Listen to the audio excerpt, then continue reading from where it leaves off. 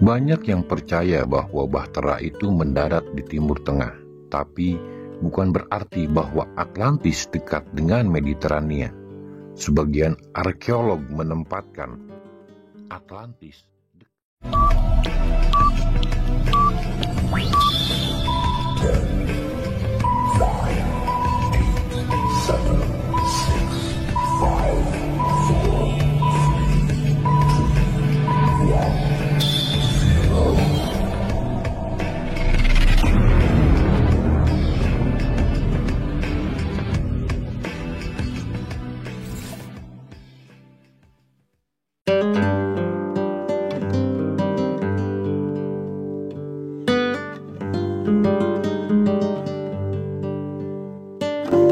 Assalamualaikum warahmatullahi wabarakatuh.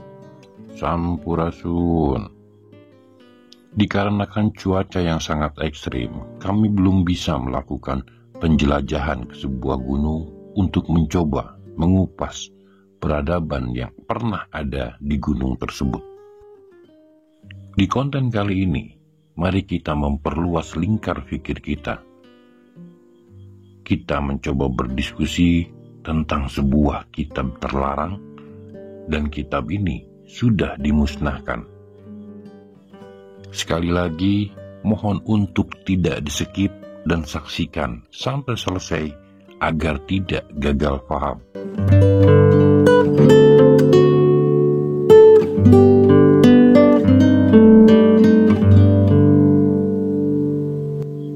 Kitab Henoh adalah merupakan kunci misteri peradaban awal keberadaan manusia.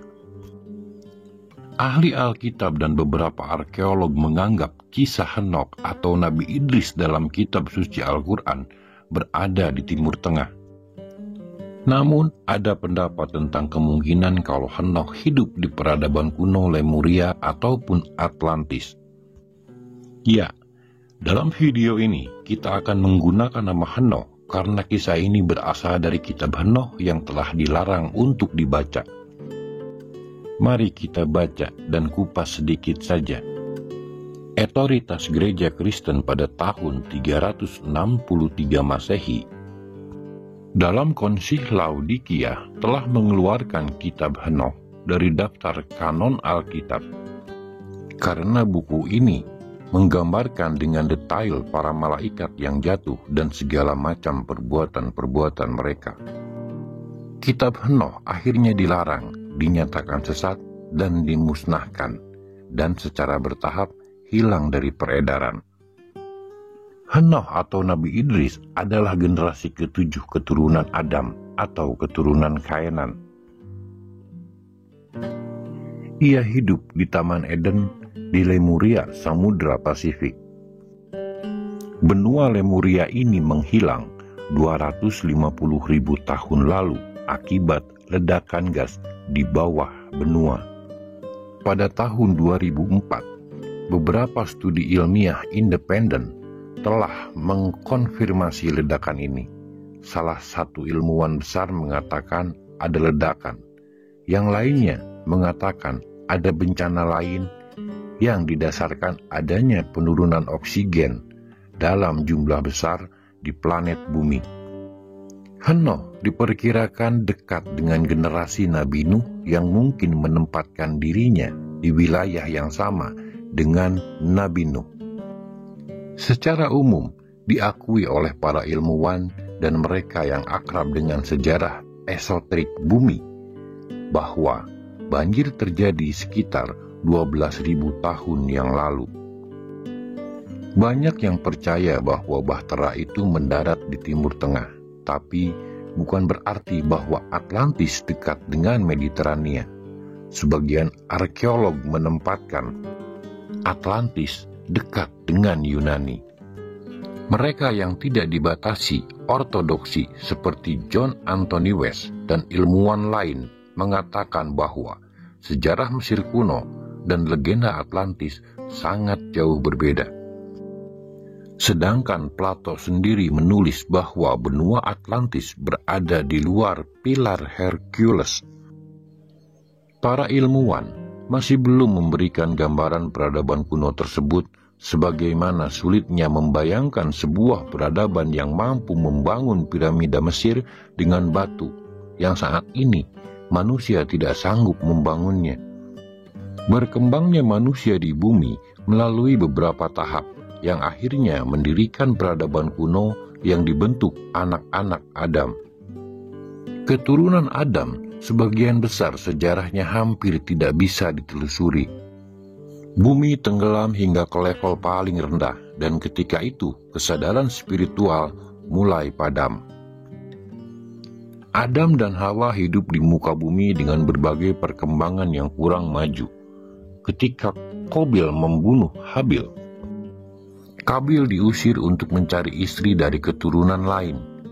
Qabil pergi ke daratan Lemuria untuk menemukan pasangan. Adam dan Hawa bukan makhluk pertama di bumi. Mereka memiliki tetangga, meskipun jauh seperti Lemuria. Kepergian Qabil melahirkan keturunan dan berkembang di Lemuria. Para keturunannya ini kehilangan moral dan spiritual hingga Tuhan memberikan bencana besar. Beberapa sejarawan memiliki anggapan berbeda dalam konsep penerjemahan. Adam dan Hawa sebagai manusia yang pertama kali diciptakan Tuhan. Adam lebih didefinisikan dengan roh yang pertama kali diciptakan, kemudian mereka ditemani oleh banyak pasangan yang juga hidup di planet bumi. Logikanya, ketika Qabil diusir dari lingkaran Adam, bagaimana dia bisa mendapatkan pasangan? Yang menjadi pertanyaan, apakah fisik pasangannya sama seperti Hawa atau manusia pada umumnya? Kitab Henoh memiliki banyak misteri yang mengungkap keberadaan peradaban Lemuria dan Atlantis. Berikut ini kami paparkan beberapa isi kitab Henoh yang diterjemahkan Elizabeth Clark. Kitab Henoh berbicara tentang alam yang tidak jelas, di mana sejarah dan mitologi saling tumpang tindih, serta huruf-huruf rahasia tak terduga tentang pengetahuan kuno.